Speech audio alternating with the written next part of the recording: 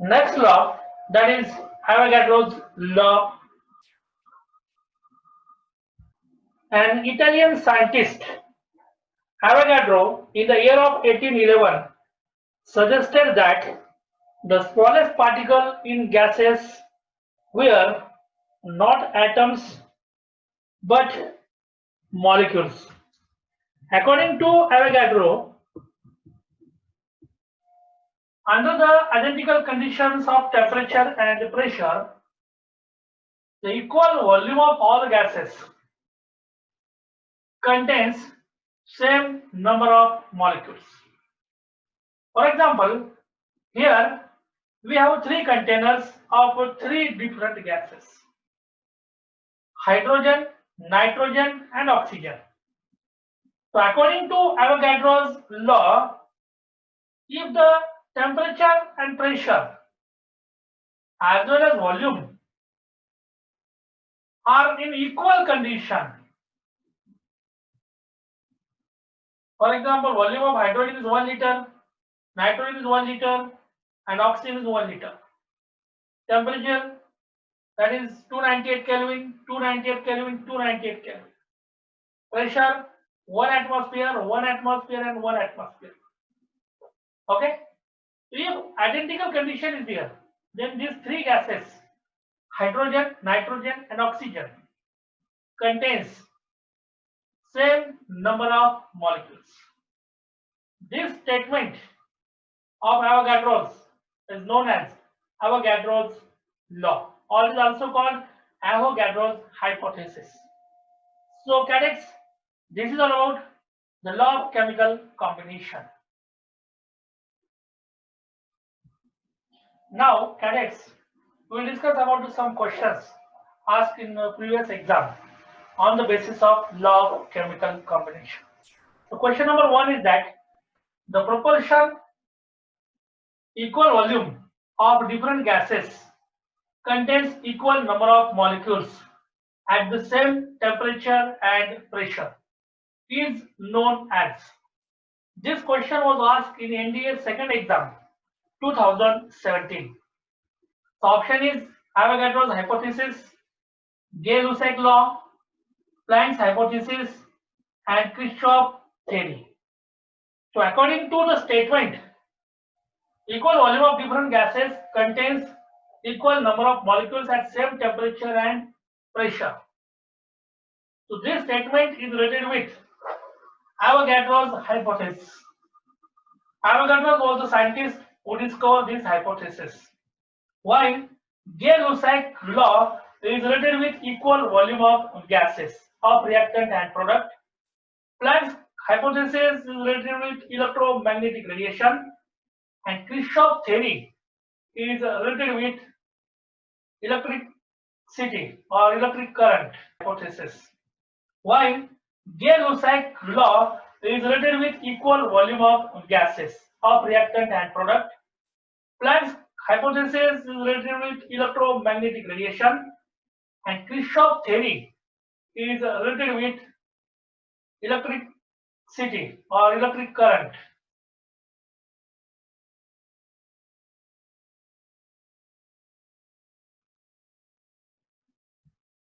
Second question, combination of 1 volume of nitrogen with 3 volume of hydrogen, it produces in year of 2016 NDA second. The option is that 1 volume of NH3, 2 volume of NH3, C 3 volume of NH3, and D 1.5 volume of NH3. So this question is related with Gay-Lussac law of equal volume of gases. Here is the reaction between two gaseous reactant. One is nitrogen. When 1 volume of nitrogen gas reacts with 3 volume of hydrogen gas, it produces formation of ammonia, that is NH3 gas. 2 is here. Here 1 volume, 3 volume, and formation of 2 volume of ammonia takes place in this reaction. So answer is that 2 volume of ammonia. Third question is here.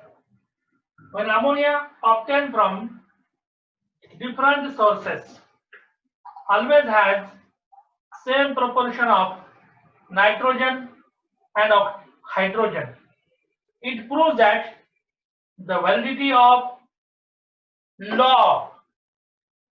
This question was asked in NDA 2nd 2015. In nitrogen and hydrogen, these are the 2 elements, when combined with each other they form ammonia. And when this ammonia is prepared from 2 different sources, their composition of nitrogen and hydrogen remains same. So this statement proves the validity of which law? Here, option A, law of reciprocal proportion. Option B, law of multiple proportion. Option C, law of constant proportion. And option D, none of the above. The answer is that the law of constant proportion. According to the law of constant proportion, an organic compound is obtained from any sources, whether they are prepared in laboratory or whether they are obtained from natural sources. The element present in that compound have definite composition. So answer of this question is that the law of constant proportion. This law is also known as law of definite proportion or constant composition. Next question is that question number 4. Which of the following laws explain the formation of carbon monoxide and carbon dioxide from carbon and oxygen?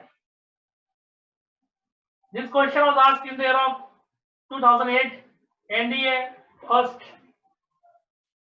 So according to this question, when carbon and oxygen react with each other, formation of carbon dioxide and carbon monoxide takes place. So which of the following law is applicable for the formation of carbon monoxide and carbon dioxide? First, the law of conservation of mass. Second, law of multiple proportion. Third, law of reciprocal proportion. And fourth one is law of definite proportion. So according to the reaction of carbon with oxygen, there is formation of 2 compounds.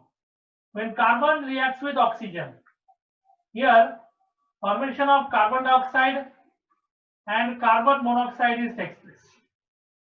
So answer is that the law of multiple proportion.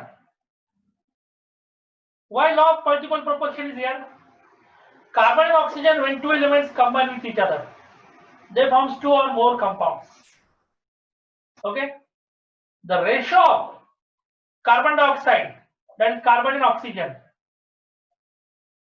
and carbon monoxide, again carbon and oxygen, is the simple whole number ratio.